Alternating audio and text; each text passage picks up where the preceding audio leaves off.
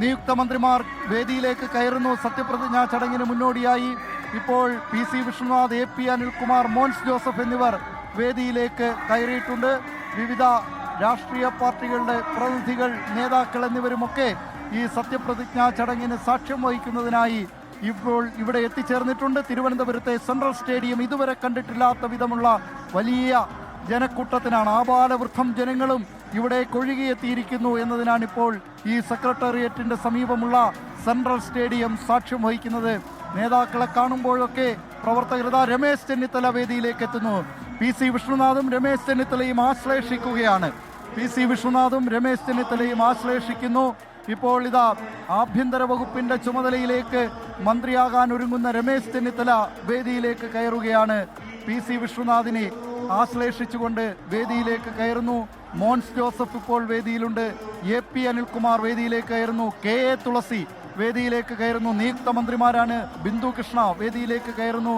അങ്ങനെ വിവിധ നേതാക്കൾ, നിയുക്ത മന്ത്രിമാർ അവർ വേദിയിലേക്ക് കയറുകയാണ്. സത്യപ്രതിജ്ഞാ ചടങ്ങ് അല്പസമയത്തിനകം ആരംഭിക്കും. നിയുക്ത മന്ത്രിമാർ അവരുടെ ഇരിപ്പിടങ്ങളിലേക്ക് പോയിക്കൊണ്ടിരിക്കുകയാണ്. അതിനാണ് നമ്മൾ സാക്ഷ്യം വഹിക്കുന്നത്. രമേശ് ചെന്നിത്തലയുടെ കാൽ തൊട്ട് വണങ്ങുന്നു, ആശീർവാദം തേടുന്നു ബിന്ദു കൃഷ്ണ.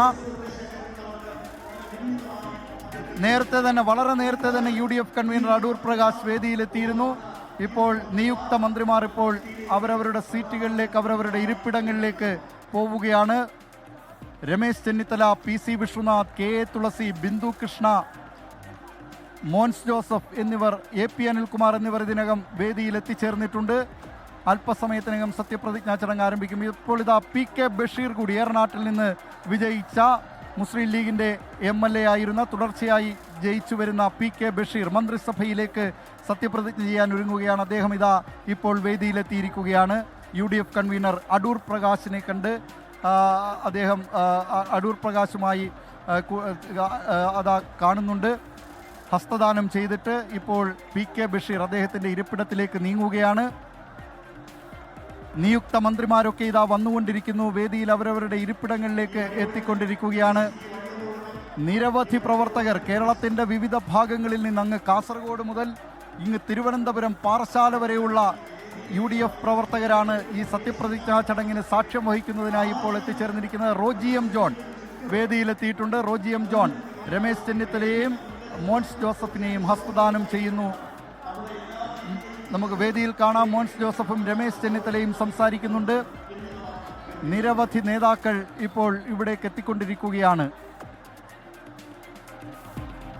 കേരളം ഇതുവരെ കണ്ടിട്ടില്ലാത്ത തരത്തിലുള്ള ഈ സത്യപ്രതിജ്ഞാ ചടങ്ങിനെത്തിയ ജനക്കൂട്ടം, അത് ഇതുവരെ ഈ സത്യപ്രതിജ്ഞാ ചടങ്ങിന് മന്ത്രിസഭകൾ അധികാരമേൽക്കുമ്പോൾ ഇത്രമേൽ വലിയൊരു ജനസാഗരത്തെ തലസ്ഥാന നഗരം ഇതുവരെ ദർശിച്ചിട്ടില്ല.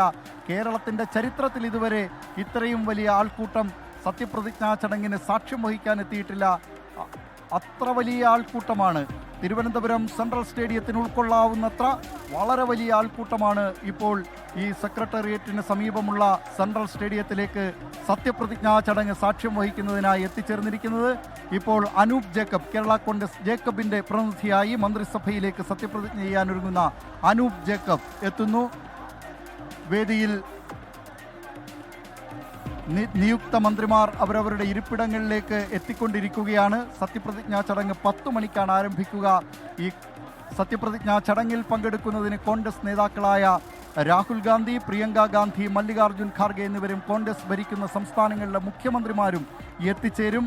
ഇതാ കേരളം കണ്ടിട്ടില്ലാത്ത ഒരു വലിയ ജനക്കൂട്ടത്തെ സാക്ഷി നിർത്തിക്കൊണ്ട് VD സതീശൻ്റെ നേതൃത്വത്തിലുള്ള മന്ത്രിസഭ അധികാരമേൽക്കാൻ പോവുകയാണ്. അല്പസമയത്തിനകം VD സതീശൻ്റെ നേതൃത്വത്തിലുള്ള മന്ത്രിസഭ അധികാരമേൽക്കും. ഗവർണർ രാജേന്ദ്ര വിശ്വനാഥ് അർലേക്കർക്ക് മുൻപിൽ സത്യവാചകം ചൊല്ലിയായിരിക്കും ഈ മന്ത്രിസഭ അധികാരമേൽക്കുക. ഇപ്പോൾ ഇതാ PK കുഞ്ഞാലിക്കുട്ടി, മുസ്ലിം ലീഗ് സംസ്ഥാന പ്രസിഡന്റ് പാണക്കാട് സാദിഖ് അലി ശിഹാബ് തങ്ങൾ എന്നിവർ വേദിയിലേക്ക് വരുന്നു.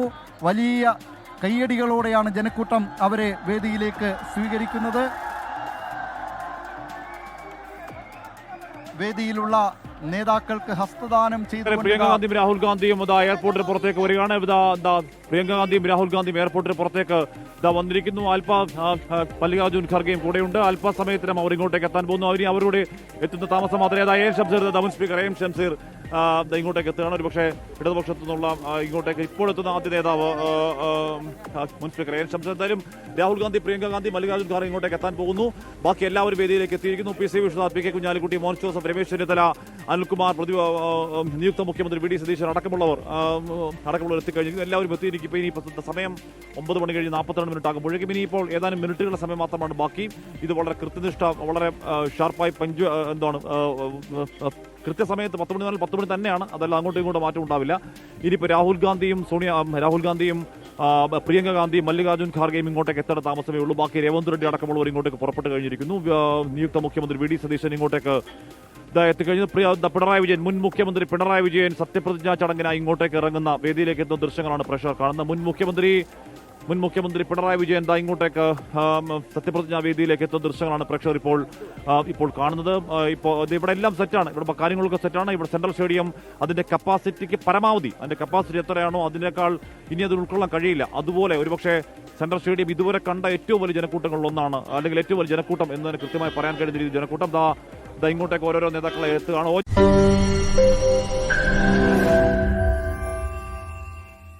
ലോകത്തെവിടെയായാലും ഏത് സമയത്തും 24 വാർത്തകളും ഓഗ്മെന്റഡ് റിയാലിറ്റി പാക്കേജുകളും എക്സ്പ്ലെയിനറുകളും വിശദമായി കാണാൻ ഞങ്ങളുടെ യൂട്യൂബ് ചാനൽ നിങ്ങൾക്ക് സബ്സ്ക്രൈബ് ചെയ്യാം.